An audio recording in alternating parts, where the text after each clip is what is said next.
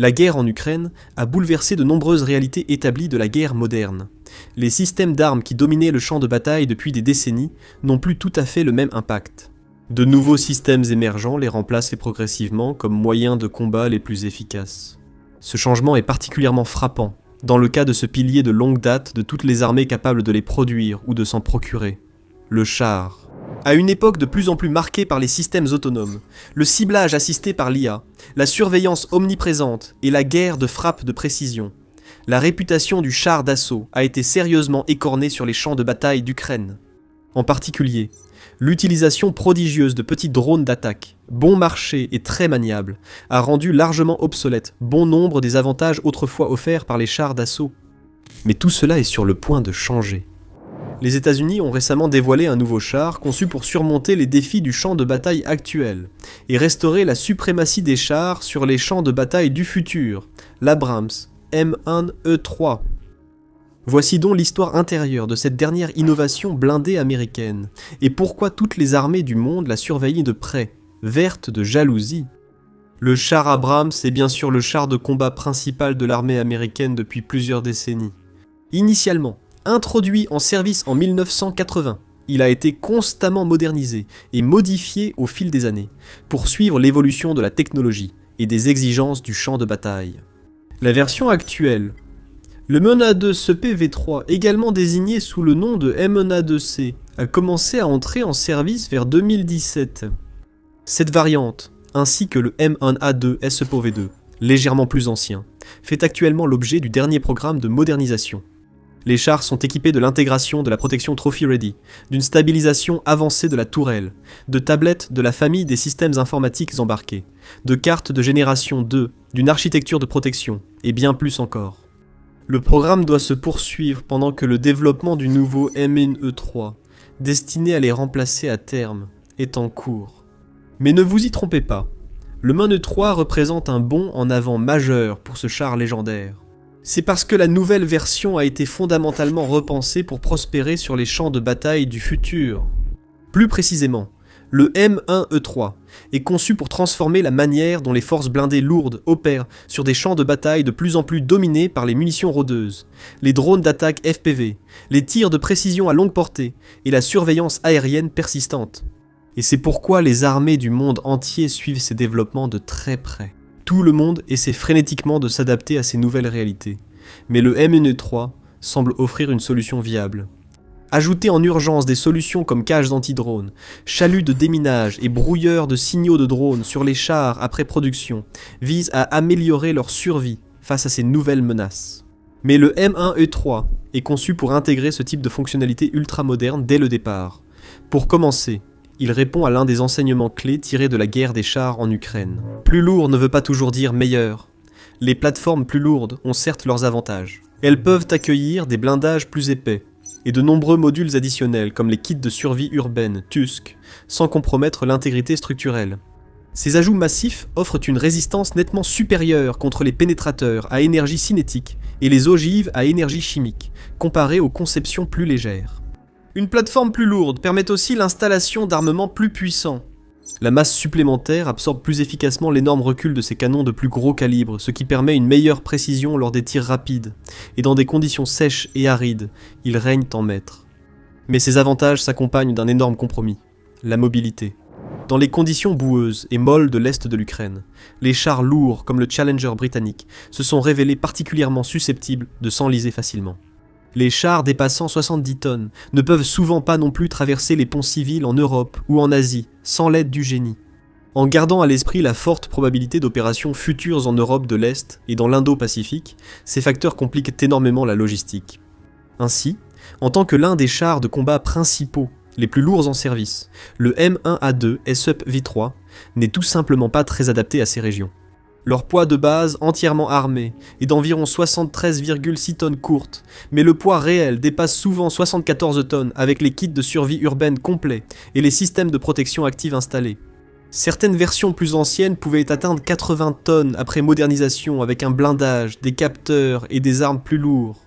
Les seuls autres chars de combat modernes dans la même catégorie de poids sont le Challenger 3 britannique et l'Altai turc, avec respectivement 73 et 72 tonnes. La plupart des chars occidentaux modernes sont un cran en dessous en termes de poids, se situant dans la fourchette de 65 à 67 tonnes. Par exemple, la dernière version du Léopard allemand, le 2A7, pèse environ 67 tonnes, et le Merkava Mk4M israélien pèse environ 65 tonnes. Grâce aux innovations dans la technologie des blindages, la prochaine génération de chars de combat modernes sera nettement plus légère. Le K2 Black Panther sud-coréen pèse environ 55 tonnes, et le Type 99 A chinois pèse environ 57 tonnes, soit le même poids que le futur Leclerc XLR français. Et le M1E3 semble s'être inspiré de leur exemple. Avec un poids prévu d'environ 60 tonnes, le M1E3 devrait éliminer la plupart des problèmes de mobilité des précédents modèles Abrams. La réduction de poids de 21 à 23% par rapport au Sub V3 devrait améliorer la mobilité stratégique du M1E3, sa capacité à franchir des ponts et sa flexibilité de déploiement. Cela devrait faire une énorme différence dans le théâtre Indo-Pacifique, où les limitations d'infrastructures, les contraintes du transport maritime et les opérations dispersées sur les îles restent des défis opérationnels majeurs. Cela améliorera également la mobilité stratégique en Europe, permettant aux chars de franchir davantage de ponts sur les territoires de l'OTAN et d'élargir la gamme des options de transport. Deux autres fonctionnalités renforcent la mobilité du M1E3, une chaîne de traction hybride et une nouvelle suspension. Les nouvelles chenilles légères proviennent d'American Rheinmetall, et le nouveau système de suspension hydropneumatique viendrait, semble-t-il, du groupe Horstmann. Les États-Unis ont déjà testé ce type de suspension sur les chars Abrams auparavant, mais ont décidé de franchir le pas avec le M1E3. Vous pouvez probablement comprendre pourquoi. Un système de suspension hydropneumatique permet de relever et d'abaisser la coque du char de manière à améliorer la survivabilité et à offrir d'autres avantages opérationnels. En plus de résoudre les problèmes de poids et de mobilité du CPV-3, le M1E3 corrige également une autre faiblesse opérationnelle du CPV-3, ce qui fait froncer les sourcils aussi bien aux planificateurs opérationnels qu'au service des comptes du Pentagone. Le moteur à turbine à gaz du SEP-V3 en fait un véritable gouffre à carburant. Le M1E3 propose une solution qui fait disparaître ces inquiétudes. Un nouveau système de propulsion hybride.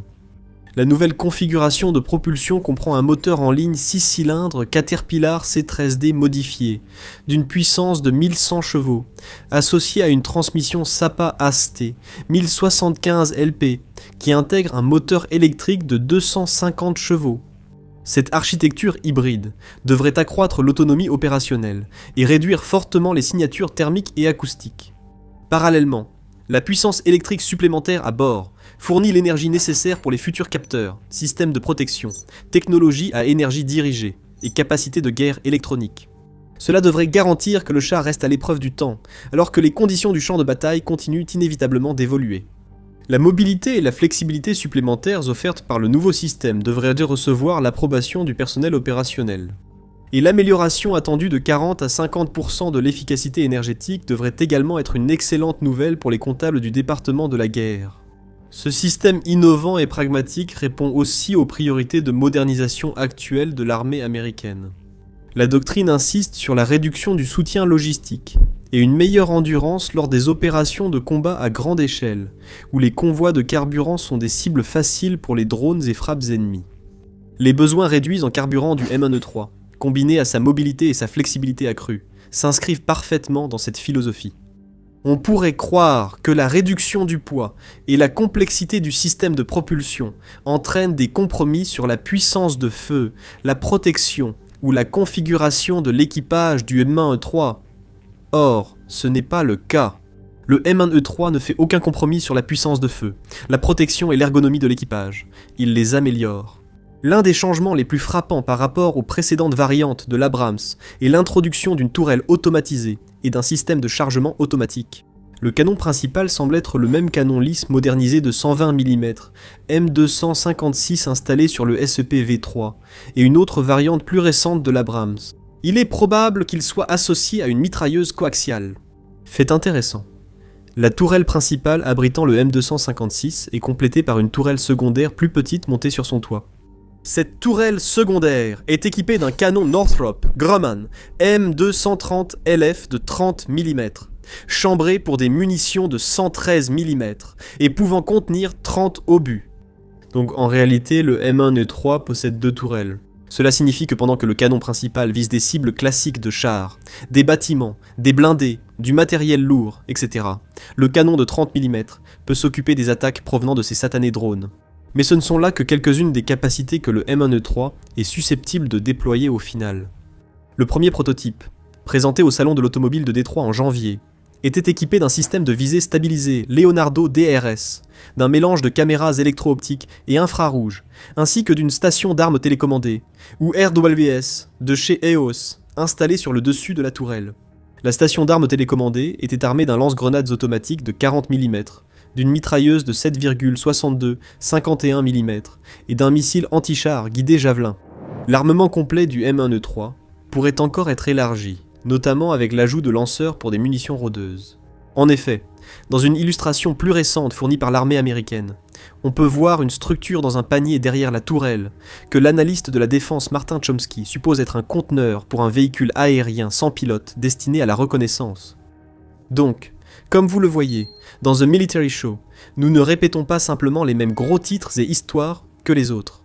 Nous vous apportons les sujets les plus importants du moment, remplis de données et de détails dont vous avez besoin pour comprendre exactement ce qui se passe et pourquoi c'est important.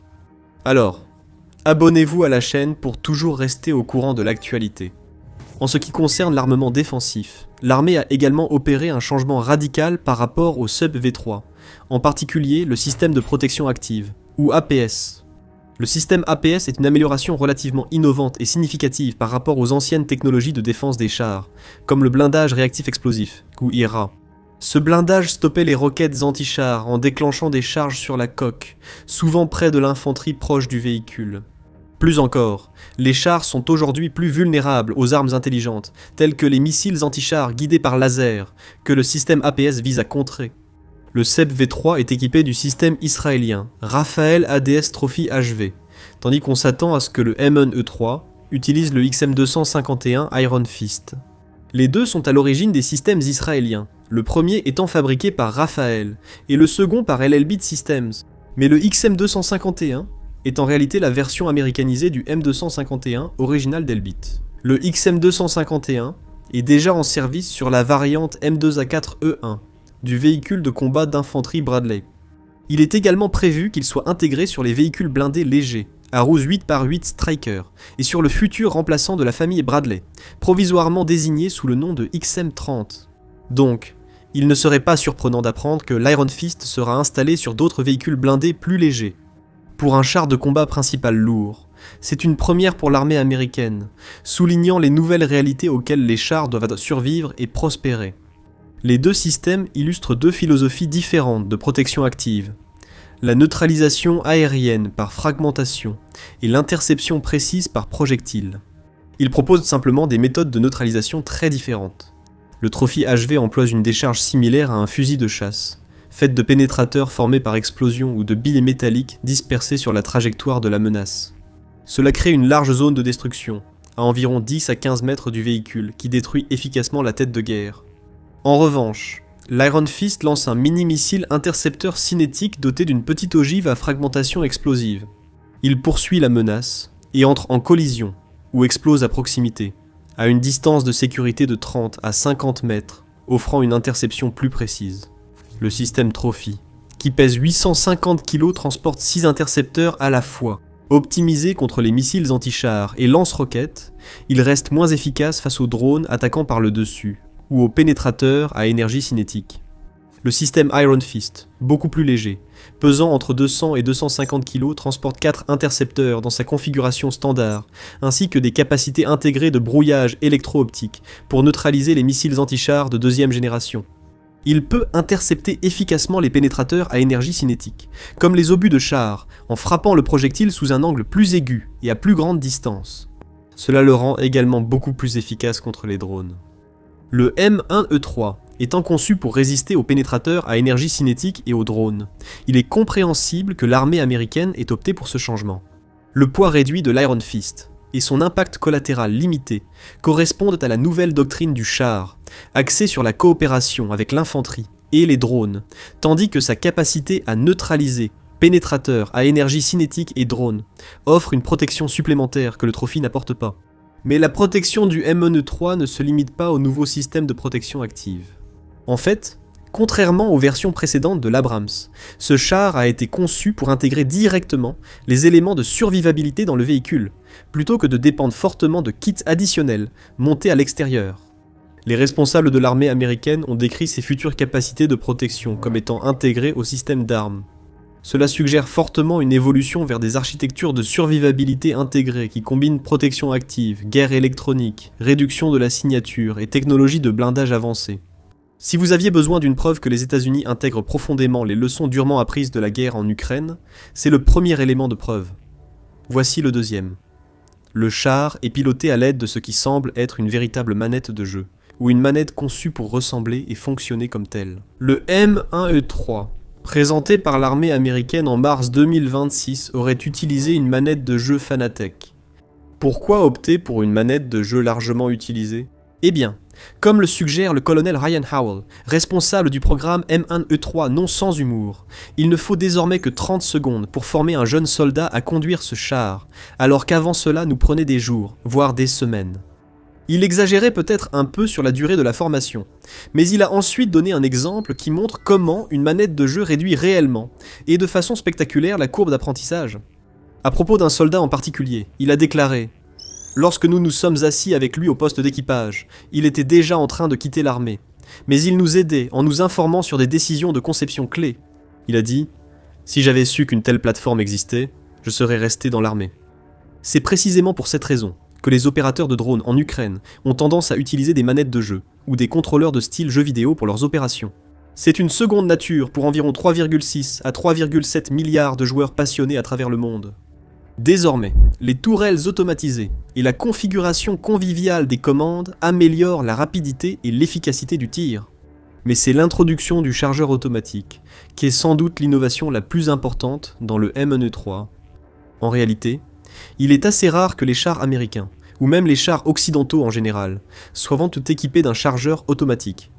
Historiquement, c'est plutôt une caractéristique des chars soviétiques, russes et chinois. Mais il est facile de comprendre pourquoi les États-Unis ont opté pour un chargeur automatique sur le M1E3. Son intégration permet de réduire l'équipage d'une personne, le chargeur. Ainsi, au lieu des 4 membres d'équipage nécessaires pour faire fonctionner le 7x3, le M1E3 n'en nécessite désormais plus que 3. En ce qui concerne l'intérieur du char, cela signifie une chose, plus d'espace. Et les concepteurs du M1E3 l'ont utilisé judicieusement, en pensant à la survie de l'équipage. L'équipage réduit est désormais installé à l'intérieur d'une capsule blindée dans la coque. Ceci forme une barrière physique solide entre eux, et toute munition active, offrant une protection importante contre d'éventuelles détonations accidentelles des munitions. Les opérateurs de chars russes doivent être verts de jalousie. L'Abrams, sous toutes ses formes, a toujours été réputé pour son blindage robuste et son haut niveau de protection de l'équipage, surtout en comparaison avec les chars russes. Même avec des panneaux de décompression, le risque que des détonations de munitions blessent ou tuent l'équipage subsiste. Avec cette configuration, ce risque est quasiment nul. C'est-à-dire en supposant que le blindage soit suffisamment solide. À ce stade, bien que l'armée ait confirmé que le niveau de blindage de l'E3 restera le même que celui des anciens chars M1, le type de blindage qui sera finalement utilisé reste encore incertain. Beaucoup d'aspects du nouveau char restent à définir, car il n'est encore qu'un prototype. L'armée espère lancer la production de la version finale l'an prochain.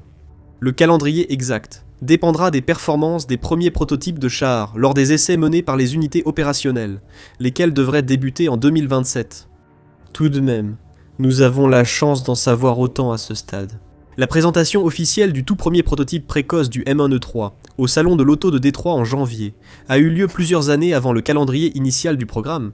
Ce qui est clair d'après ce qui a été révélé jusqu'à présent, c'est que le M1E3 est une déclaration audacieuse.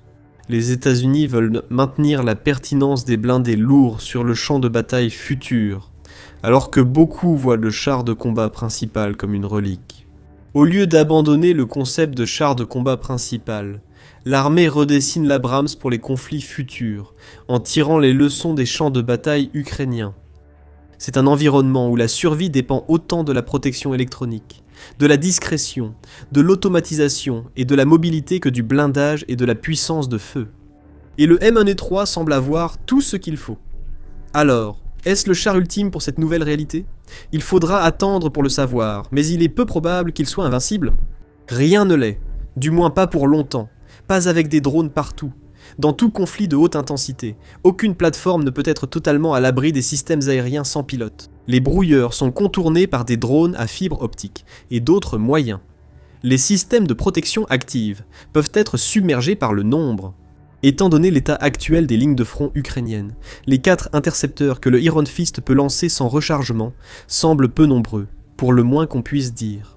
Ces mesures de protection ne sont pas un gaspillage de ressources. En guerre de haute intensité, le M1E3 subira inévitablement des pertes. Les nouvelles fonctionnalités du M1E3 permettront à l'équipage de survivre et de continuer à se battre, même si le char est touché. Et si sa durabilité est proche de celle de ses prédécesseurs, le char sera probablement récupérable en plus. Bien sûr, nous vous tiendrons informés dès que de nouveaux détails seront disponibles. Alors abonnez-vous à la chaîne pour être les premiers informés. De nouveaux prototypes seraient attendus cet été. En attendant, pour comprendre pourquoi beaucoup pensent que les chars deviennent obsolètes, regardez cette vidéo sur les pertes historiques de chars de la Russie en Ukraine. Merci d'avoir regardé.